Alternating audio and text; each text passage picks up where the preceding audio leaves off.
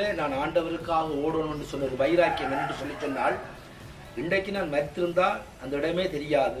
இன்றைக்கும் எனக்கு சில நேரத்தில் ஜெபம் பெறாத நேரத்தில் கடந்த காலத்தில் ஆண்டவர் வழிநடத்தி வந்த சூழலை பார்ப்பேன்.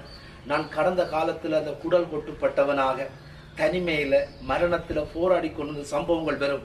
இன்றைக்கு எத்தனையோ பேர் இல்லை. நான் இன்றைக்கு உயிரோடு இருக்கிறது காரணம் அவருடைய அருள். அதனால தான் இன்றைக்கும் எப்படியாவது எனக்கு அவர் உயிர் பிச்சை போட்டிருக்கிறவனால இன்றைக்கும் என்ன போல யாரெல்லாம் மரணத்துக்காக போராடி கொண்டு வியாதியோட பிரச்சனையோட ஒருவேளை படிப்பறிவில்லாமல் இருந்தால் கூட அவங்களுக்காக நான் கர்த்தருடைய அன்பை சொல்ல வேண்டும் என்ற ஒரு வைராக்கியம் இருந்தது. அதனால தான் நான் என்ன செய்ய சொன்னால் 2009 ஆண்டு தான் நான் ரட்சிக்கப்பட்டிருந்தேன். 2009 ரட்சிக்கப்பட்டு 2009 நான் ஊழியத்துக்கு வந்து 2011 தடுப்பால வந்து நான் அப்படி என்ன செய்தேன்னு சொன்னால் அப்படியோ நான் தேவரம் என்ற இடத்துல ஊழியத்துக்கு போய் அப்படியே வந்து செம்பியன் பெற்று மருதங்கேடியின் இடத்துக்கு ஊழியத்துக்கு போகும் பொழுது நான் வேதா கல்வியை படித்து கொண்டிருக்கும் பொழுது என்னுடைய தலைமை போதவர் பாசர் சாம் ராயசூரிய சொன்னார், தம்பி நீ ஜேபரத்துக்கு போக சொல்லி. அந்த இடத்துக்கு நான் போகும் பொழுது காடு ஆக்களே இல்லை. அந்த திருச்சபையில் ஒரே ஒரு அம்மா தான் இருந்தார்.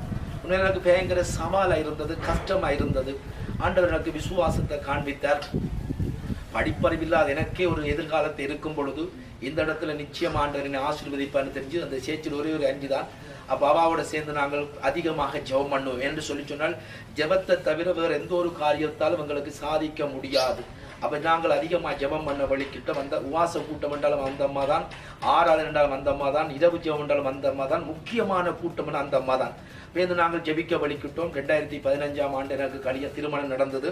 அதற்கு பிறகு நானும் என்னுடைய மனைவி இந்த ஊழியத்தில் இவ்வளவுக்கு நான் நிலை நிற்கிறது காரணம் முதலாவது கர்த்தர், 2வது என்னுடைய மனைவி.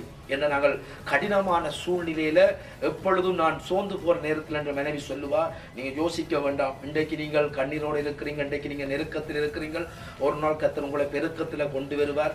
வேதாகத்திலே பார்க்கிறோம் எல்லா மனுஷர்களும் உபத்திரத்து கூடாதான் நெல்லா இருந்தார்கள். அப்போ நான் சொல்லுவேன், அப்பா சின்னல்ல இருந்தே நான் கஷ்டப்பட்டிருக்கிறேன். 17 வயசுலேருந்து அம்மா அப்பா இல்லாமல் யுத்தங்கள் ஜெயில் வேதா கல்வி தெரிஞ்சேன்னு சொல்ல. அப்போ வைஃப் சொன்னா, நீங்கள் இன்றைக்கு நீங்கள் எவ்வளவுக்கு துக்கப்படுறீங்களோ ஒரு நாள் நீங்கள் நெல்லா இருப்பீங்கன்னு சொன்னால் நாங்கள் விசுவாசத்தோடு ஜெபிக்க வழிக்கிட்டோம். ஆண்டவருடைய கிருபையினாலே கடினமான சூழ்நிலையில் இந்த கொரோனா பிரச்சனை வந்தது, எத்தனையோ தடைகள் வந்தது.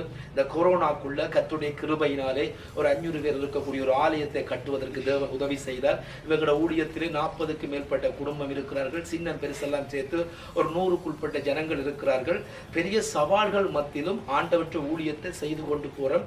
இதுக்கு காரணம் என்னன்னு சொல்லி சொன்னால் அவருடைய ரட்சிப்புக்காக எனக்கு என்ன சொல்றது, எனக்கு உயிரை தந்ததுனால அவருக்காக நான் உயிரை விடவும் தயாராக இருக்கிறேன்.